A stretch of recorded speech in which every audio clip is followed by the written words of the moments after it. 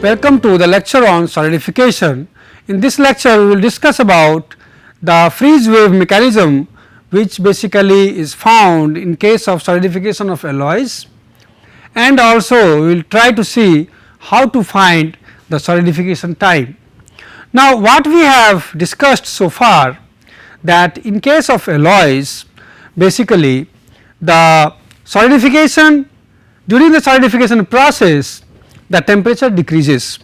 Also, in case of alloys, there is formation of dendritic type of structure. After the initial formation of equiaxed grains, you have a dendritic morphology because of the presence of constitutional supercooling.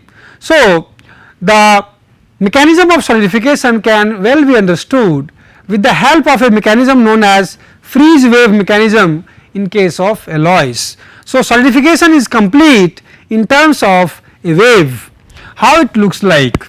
So, in case of alloys, what is seen is that you have solidification basically start, this is the solidification start curve and this is the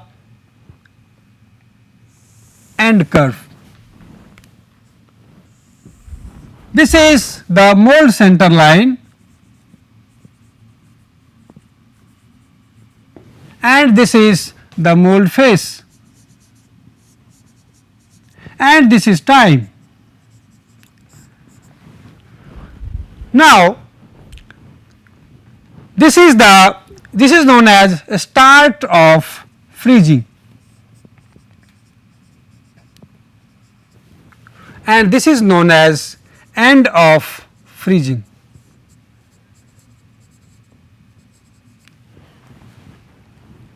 Now, we all know that in case of alloys you have a freezing range.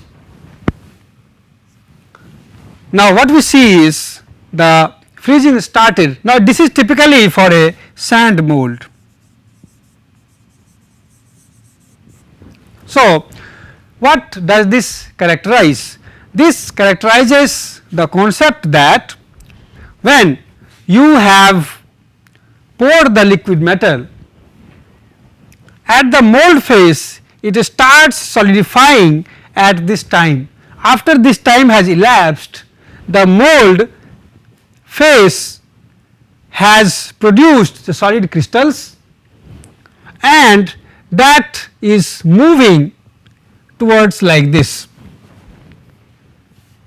At the mold center line, it will start at this time, whereas at the mold phase it will be completed at this point. So, this is the time at which, so if you have 1, this is 2, this is 3 and this is 4. So, 1 is the time at which start of solidification at mold phase or wall is reported.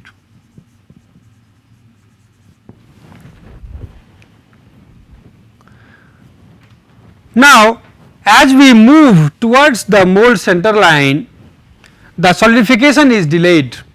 We know why it is delayed, because of the release of basically the latent heat and also it is going. So, degree of undercooling is reduced and you see that at the mold center line it is starting at this point. So, at the mold center line, so this is time at which, so 2 is the time at which start of solidification at mold center line is reported. It is just like you have a cavity, once you have liquid metal into it, at this point, this is the point, it will start first solidifying, and the solidification will start at this point if it is a sand mold in that case. And this is the point at center line when it will start here. Now, once it has started here, it has to finish also the solidification at this point, and that point is 3. So, 3 is time at which finish of solidification at mold phase is reported. It has started at this point, but by this time the solidification is complete at the mold phase. Similarly,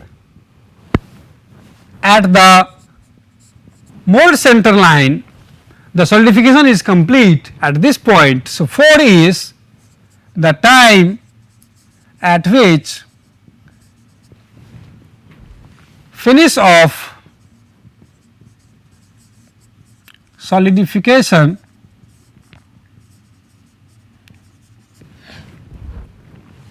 at mold center line is reported. Now, the shape will be like this, but the width will depend upon what is the mold material.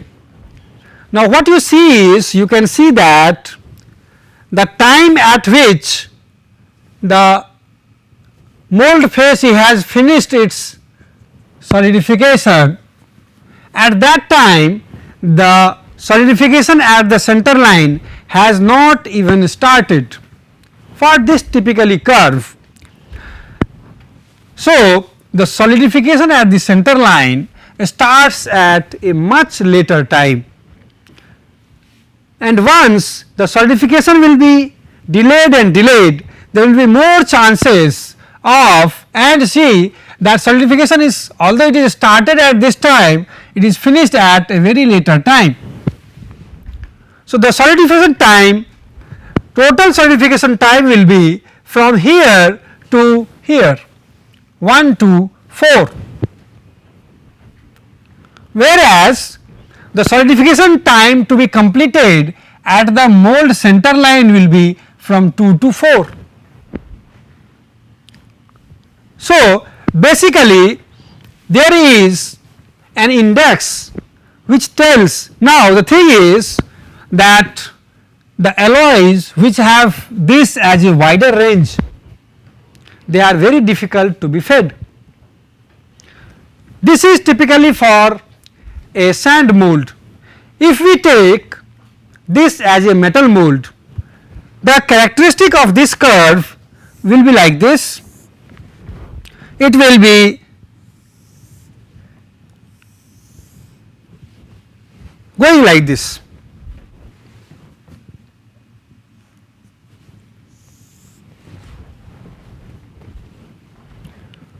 So,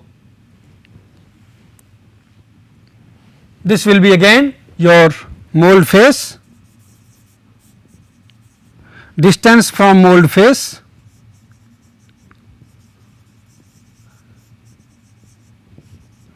and this is mold center line.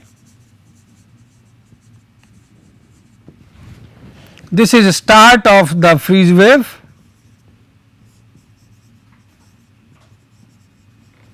and this is end of freeze wave, and this is basically in case of a metal mold or a chill mold.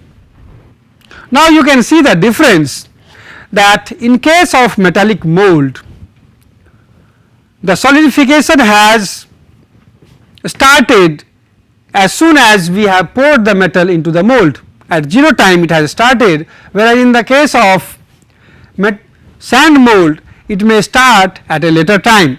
it is finishing also at a very later time, whereas here it is finishing in a very small time, and at the center also you can see this width is smaller as compared to this width.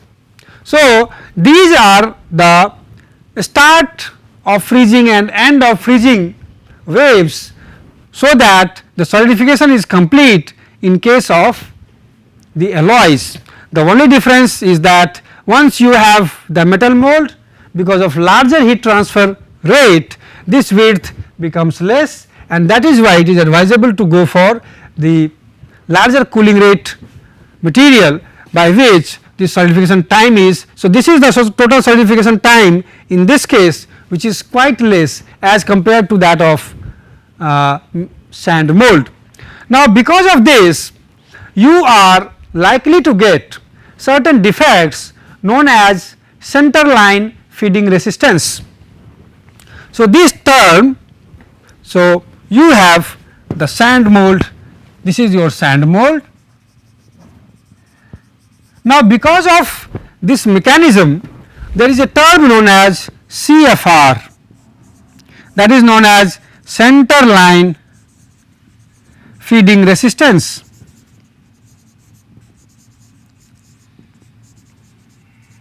So, what you see is there is at the center line the solidification start is delayed, as well as the solidification also is completed at a very later time. Now, because of this you will have the difficulty at the center line, and as this time will be larger and larger, that will create more and more possibility of having shrinkage defects or other defects in the casting. So, centerline feeding resistance is divided as the time during which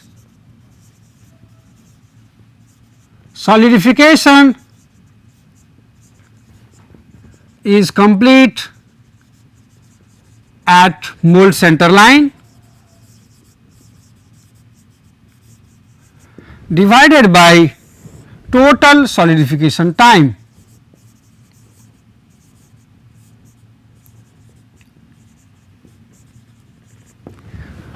So, this is nothing but this time divided by total solidification time, and this is known as centerline feeding resistance. Its typical value, if it is lower than suppose 50% or 40%, it is quite good, but if it is more than 60% or 70%, then the alloy is said to be very difficult to be fed. So, this what the end of freezing and start of freezing has the meaning in to understand how difficult or how easy it will be to feed any material and to get a defect free product.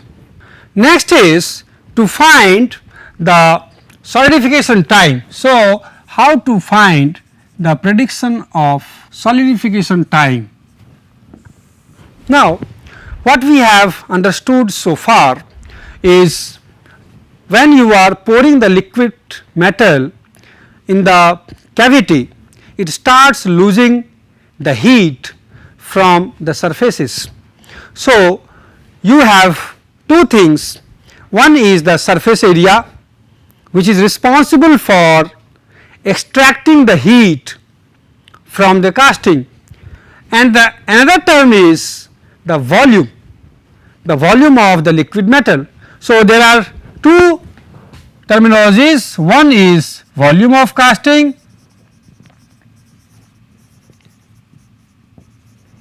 and another is surface area of the casting.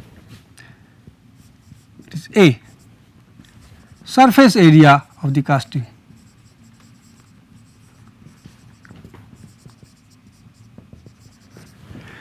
The volume of the casting is indicative of the heat content in the casting. Larger will be the volume of the casting for a particular surface area, larger will be the heat content in the casting, and in that case larger will be the time required for the casting to solidify. On the other hand, larger will be the surface area for a constant volume of the casting, lesser will be the time required to solidify, because if you have large surface area, the area from where the heat extraction will be there, because heat extraction will depend upon the area which is exposed. So, larger will be the area exposed, more will be the heat extraction, and that is why less will be the time of solidification. So, on this basis what has been seen is that in the casting, if you want the casting to solidify quickly, you will have to have a casting in such a manner that it has large exposed surface area.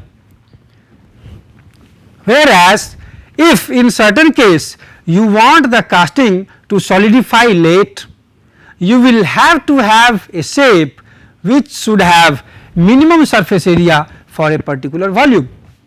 On that basis, there is a rule which has been suggested by Chvorinov.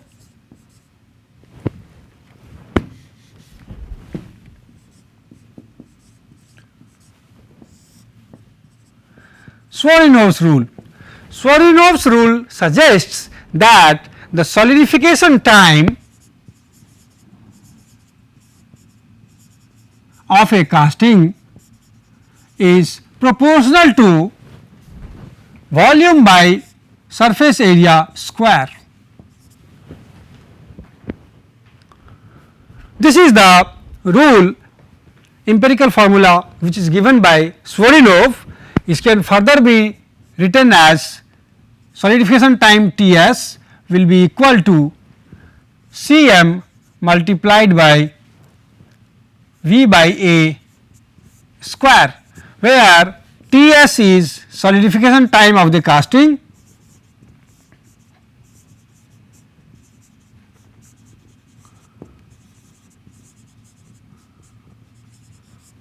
and Cm is known as a mold constant.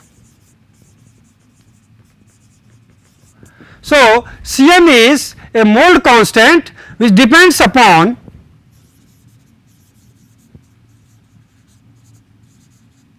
mold material. So, that is, if it is sand, it is sand permeability, thermal properties of the material,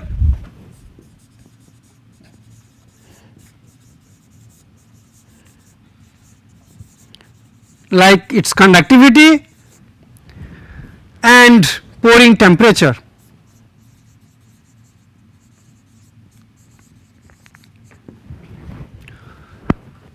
So, according to this rule, the solidification time will be proportional to V by A square. Now, this rule is basically used to find the this basically 2 value, it is nothing but it is a, this is an exponent. You can have this 2 as n and this n is exponent whose value is typically 2 for metals. So, that is why we normally keep it as V by A to the power 2. So, this rule is basically used to find the solidification time. This is, and this value of this Cm is found experimentally, and then that can be used to find the solidification time of any casting. Now, this is used when we have to find the relative time of freezing of 2 castings or relative time of freezing of a casting and a riser. Suppose in a riser you have the metal and there is a casting. So, if you have a casting and you have a riser, so if this is a casting and this is a riser, Now, what we expect is that riser must solidify at a later time than the casting. So, what we mean to say is that if they are of the same material, other conditions are same, in that case for casting to be sound without any defect,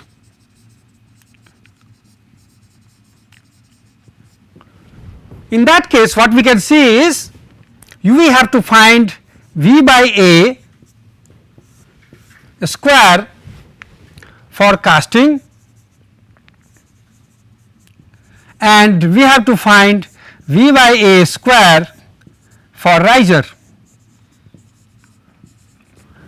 Now, in this case what we expect is that the solidification time of casting must be less than the solidification time of the riser. So, this must be, and this is nothing but the solidification time. So, this must be less than the solidification time of the riser. So, this is basically something indicative of the solidification time. So, you have to have a riser of such a shape and size, so that the V by A square for riser is more than that of a casting. In that case only you can expect the casting to be a sound one. So, we can solve a problem based on this V by A square value, which can tell us how this V by A is important and how they will take more or less time for casting to solidify. So, let us try to find the solidification time for the casting of different shapes, and let us see there is a shape of cube. So, in that case there is a cube of side D and all the faces are basically participating in dissipation of heat. So, there is a cubical casting where all the faces dissipate heat to the surroundings. So, for such a case, so this is a cube with all faces dissipating heat. Now, for this case, if we try to find the volume by cooling surface area or volume by surface area, what we have discussed, that we have to find this parameter volume by surface area. So, for this volume is basically d cube and surface area, since it has 6 faces which are taking part in dissipating the heat to the surroundings. So, you have 6d square. So, it will be d by 6. Similarly, if you have a cylindrical casting,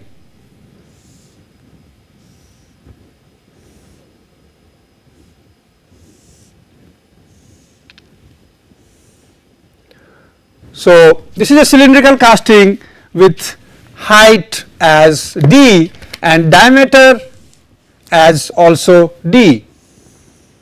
So, its height is d and diameter is d, and we assume that all the surfaces, the flat surfaces as well as the curved surfaces dissipate heat to the surroundings. So, for a cylindrical casting,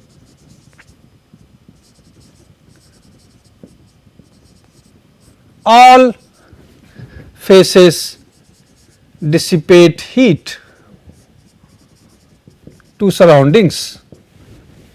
So, in this case, if we try to see, the volume will be pi by 4 d square multiplied by d.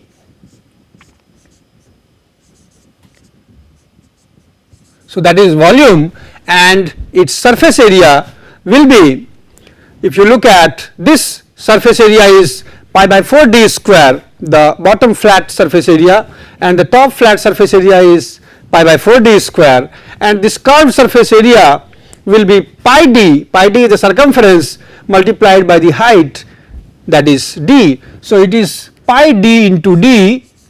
So, that is pi d square, this is the curved surface area, plus 2 times pi by 4 d square. So, it will be pi by 4 and this will be 6 pi by 4. So, it will again be d by 6. So, what we see is the cooling characteristic of or solidification time of similar castings of these different shapes will be same, because V by SA is coming out to be same. Let us take another example of a spherical casting. So, if it is a spherical casting with diameter d, so if it is a spherical casting with dia d, so in this case also V by SA, if we compute, it will be 4 by 3 pi d by 2 cube. So, that is the volume, and surface area will be 4 pi r square basically. So, 4 pi into d by 2 square. So, if we simplify this, this also comes out to be d by 6.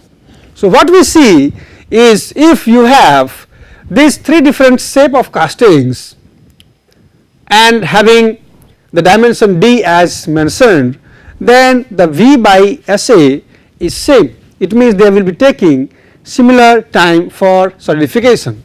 Now, let us take the cases. In this case, if the, so for this, if you take the extension of this case, if one of the 2 flat surfaces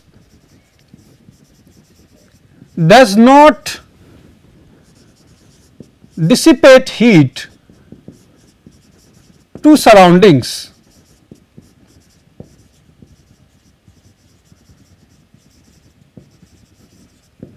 so if suppose you have a cylindrical casting where one of the surface, normally what we see is, in the case of castings, the bottom part may be attached to the casting or it may be on the casting itself. So, or it is there inside the mold. So, in that case this surface does not take part in dissipating heat. So, basically it is near the casting, so it is hot also. So, we assume that this surface does not take part in dissipating the heat. So, in this case, if you compute the V by SA, volume will remain the same. So, that will be pi by 4 d square multiplied by d, but surface area will be less. The curved surface area will be the same, that is pi d square plus 1 of, so we will take this only one of the 2 flat surface area, that is pi by 4 d square. So, in this case what we get is, this is coming as d by 5. So, what we see is that if this surface does not take part in dissipating heat to the surroundings, the volume by surface area becomes more than this case. So, certainly it will take the larger amount of time to solidify. So, that is very natural that when one of these surface is not dissipating the heat to the surroundings, it will take a longer time to solidify. So, this parameter justifies that. Let us take the extension to this case. If we take a hemispherical type of casting, so if we take the hemispherical cases, hemispherical casting whose diameter is d. So, for a hemispherical casting, so its volume by surface area, if we compute, so it will be 4 by 3 pi r cube by 2. So, 2 by 3 pi r cube. So, r will be d by 2 and its cube. then it has now two surfaces, distinct surfaces. One is the curved surface, which is the dome, and another is the flat surface. So, this part will be 2 pi r square. So, 2 pi into d by 2 square, and this flat surface is basically the circular in shape. So, that will be pi by 4 d square. So, if we take the value of this, this comes out to be d upon 9. So, what we see is its value becomes quite small as compared to these cases. So, it will take very small time as compared to these cases, because V by SA value is smaller in these cases. So, these V by SA values can be used to find the relative time of freezing of the castings, and when we will discuss about the different methods of risering, in that case also the V by SA parameter has been used by some of the researchers to find the solidification time or to find the riser volume calculations. Thank you.